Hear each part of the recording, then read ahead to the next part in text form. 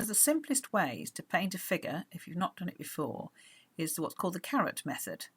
And as you can see here, you paint a long-tailed carrot shape as a start, then putting on a head, add a second leg, and 2 lines for the arms. This gives you a very basic silhouette figure, but it can look a little bit mechanical. I prefer to use brushstrokes more akin to a mannequin.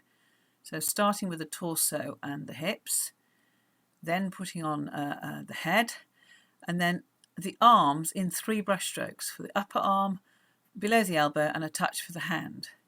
Put in the legs in the same way, two lines for the thighs, 2 for the calves, and a couple of dots to mark where the feet are.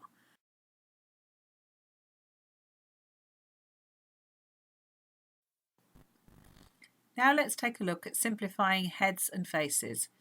When you're putting figures into a landscape, you rarely need to put in every detail of the features of the face, but it is helpful to be able to indicate which way a figure is looking or moving. So here's the approach that I take to help you achieve that.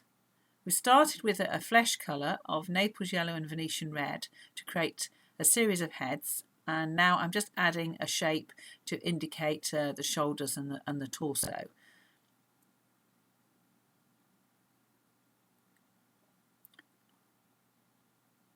We'll put in a few different colours just to give a bit of variety to this little study. Once you've got this in, I use a little bit of raw umber, simply mark in the hair on top of what in effect is a bald head. And you can see here I'm using directional brush strokes to create first a girl who's looking away from us, and this one is looking towards you, and then the final one is looking to one side. Now all you really need to do to indicate is to mark in the eye sockets using a couple of dark shadows. I've slightly overdone it there, so we'll just knock that back and put it in again as 2 blobs. And then on the side, when I move to the second figure, we'll just put 1 little mark to indicate the eye socket. When you come to put in a clothed figure rather than a silhouette, I still use the same approach of putting in a shape for the torso, but this time we're painting it as a light blue t-shirt. Next, I'm going to add some red here for the shorts, before moving back to a flesh colour. Again, Naples yellow and Venetian red is a good base for this, to put in a head and just below the bottom of the thighs there, almost as a tiny dot, before adding the lower leg as a second separate brush stroke, and if you wish a couple of dots to indicate the feet. Doing the same with his arms, so there's his elbow, and there's the other arm and the hand. And finally, rather than him being bald, we're going to add him a nice little blob of dark brown hair. So all of a sudden this figure is now looking into the picture and has his back to us.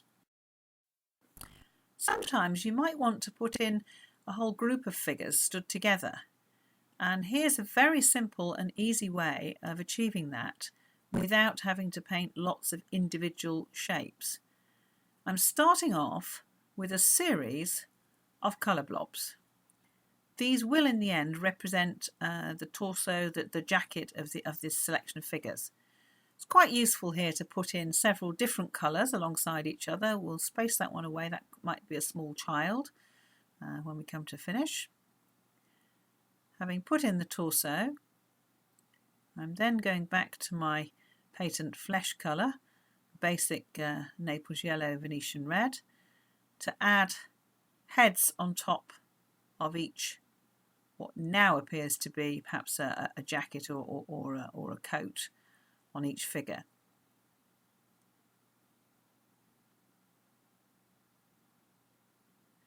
So move in to add a suggestion of legs, trousers. Again, you can use a mixture of colours. Take your time, put in sometimes 2 legs, sometimes just 1 if you think the figure might be standing sort of side on. Take your time doing this and just think about how you're going to develop each of these shapes to represent a simple figure. It's quite fun to do this, and a good way to break out from the fear of putting in lots of figures into your paintings is to just make a whole selection of these little quick studies.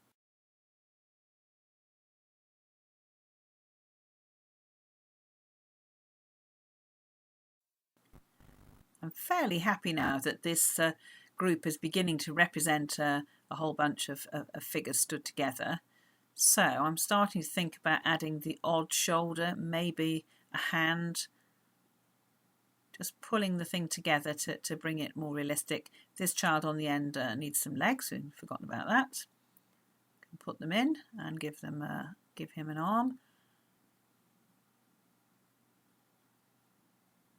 Bit of shadow on that figure and an arm down there. And as they're all bald at the moment, it's quite useful to take a hair colour, in this case raw umber, and just go and dot in some angles, some hair, to create different figures and also to help them turn different directions.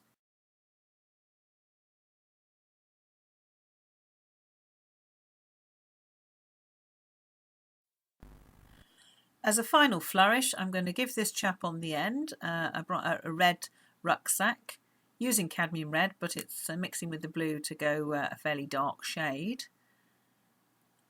And I think one of these chaps in the middle, we might consider just giving him a couple of stripes. Maybe not dark. Let's get some white and just add a couple of white stripes onto his jacket. And there you have it, a whole group of figures painted in one go with no drawing, very loose and very impressionistic. I hope you found this useful. You'll find full details of the various courses I run on my website, melaniecambridge.com.